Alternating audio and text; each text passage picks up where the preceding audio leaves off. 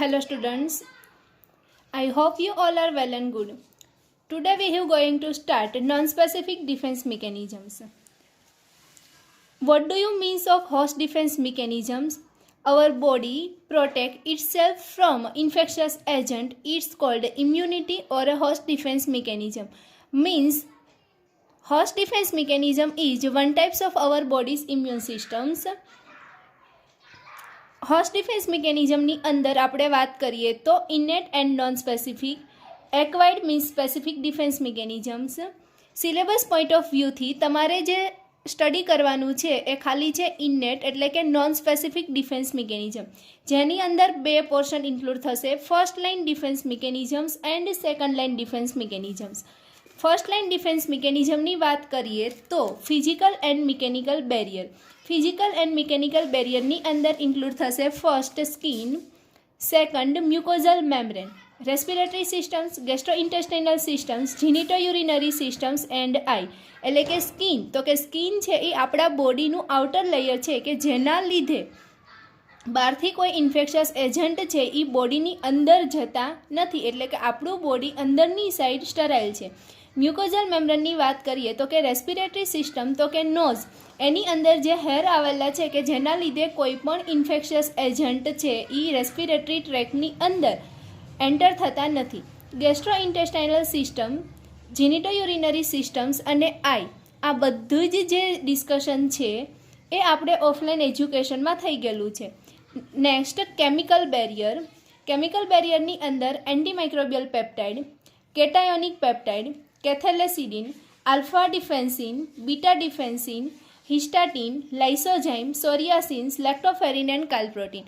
એટલે કે આપણા બોડીમાં એવા બધા કેમિકલ સિક્રિટ થાય છે કે જે કોઈને કોઈ રીતે બેક્ટેરિયલ કે કોઈ ઇન્ફેક્શિયસ એજન્ટ છે એને કિલ કરવા માટે હેલ્પફુલ છે. તો કેમિકલ બેરિયર પણ આપણે ઓફલાઈન એજ્યુકેશનની અંદર ડિસ્કસ કરી લીધા છે. હવે જોઈએ second line defence. Second line defence mechanism છે એને કહેવાશે cellular and chemical defence. Cellular defence છે એની અંદર જે એક્સ્ટ્રા સ્ટડી કરવાના પોઈન્ટ છે કે બી સેલ, ટી સેલ, ન્યુટ્રોફિલ, લિમ્ફોસાઇટ, તો આ પોર્શન છે એ ઓલરેડી તમે 5th સેમમાં ડિસ્કસ કરી લીધેલા છે.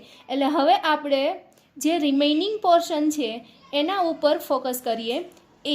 Phagocytosis, B. Complement systems, C. Interferon and D. Inflammations.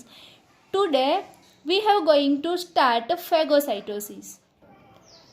Phagocytosis is a cellular and chemical defense systems.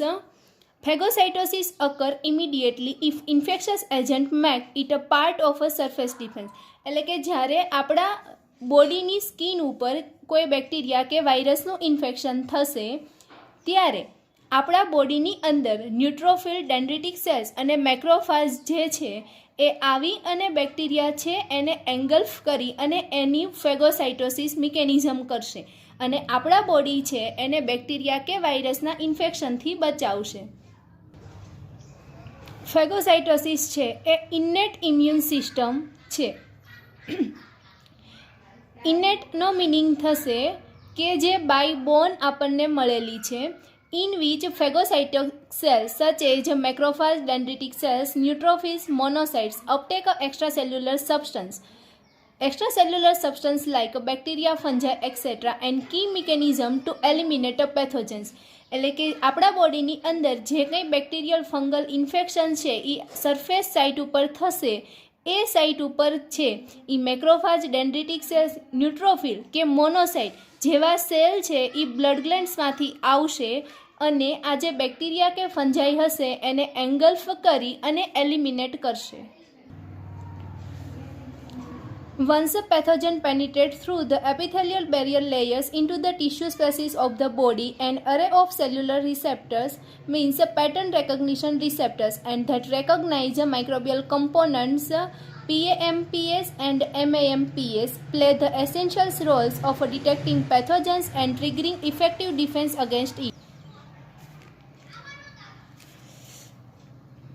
એટલે કે આગળના પોઈન્ટમાં એવું કહેવા માગે છે કે જ્યારે કોઈ બેક્ટેરિયા, વાયરસ અથવા તો કોઈ એક્સ્ટ્રા સેલ્યુલર સબસ્ટન્સ છે કે આપણા બોડીની જે સ્કિનની ટિશ્યુ હશે એના એપિથેલિયલ લેયરની અંદર એન્ટર થાય ત્યારે એ બેક્ટેરિયાની ઉપર કોઈ મોલેક્યુલર પેટર્ન આવેલી છે કે જે અત્યારે તમને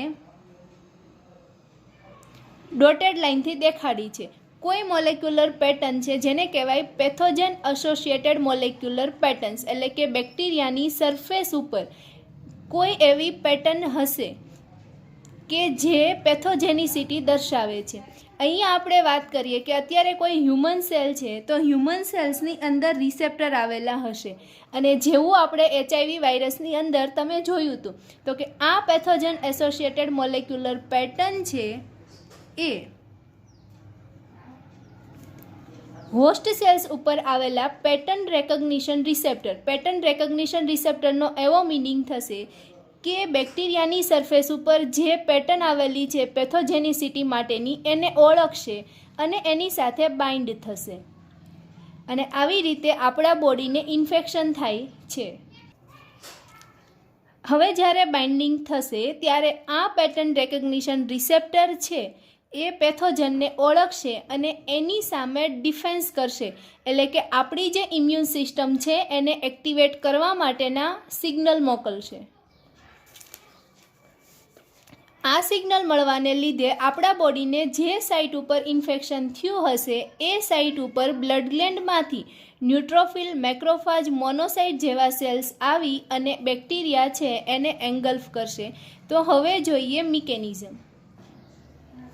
ફેગોસાઇટોસિસ મિકેનિઝમની અંદર આ જે સેલ દેખાડેલો છે એ છે મેક્રોફાજ સેલ્સ, કે એની અંદર માઇટોકોન્ડ્રિયા, ગોલ્ગીકાઈ બધી જ ઓર્ગેનિલ આવેલી હશે, કોષ કેન્દ્ર બરાબર, ન્યુક્લિયસ. હવે જે બેક્ટેરિયાનું ઇન્ફેક્શન થયું છે એ બેક્ટેરિયાને એંગલ્ફ કરશે.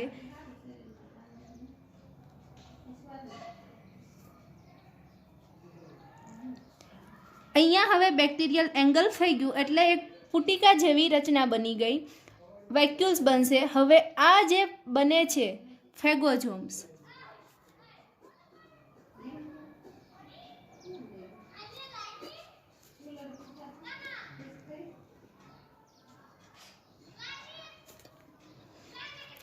આ ફેગોઝોમ છે અને અહીંયા લાઇસોઝોમ છે એ બંને ફ્યુઝ થશે.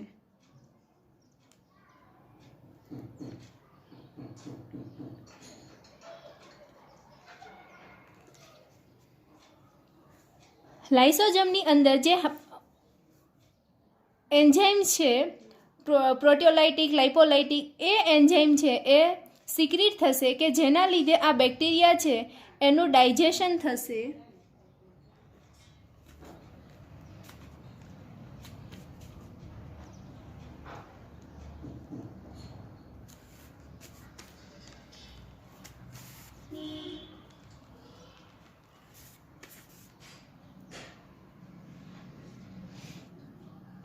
હવે અહીંયા બેક્ટેરિયાનું ડાયજેશન થઈ ગયા પછી ડાયજેશનની જે પ્રોડક્ટ છે એ રિલીઝ થાય છે.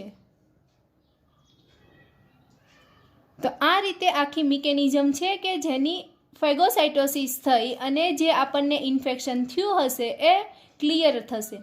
ફર્સ્ટ ઓફ ઓલ વાત કરીએ તો કે જે બેક્ટેરિયા ઇન્ફેક્શન થાય એટલે કે કોઈ પણ ઇન્ફેક્શિયસ સબસ્ટન્સની ઉપર પેથોજન એસોસિએટેડ મોલેક્યુલર પેટર્ન આવેલી હશે, એ સ્પેસિફિક પેટર્ન છે.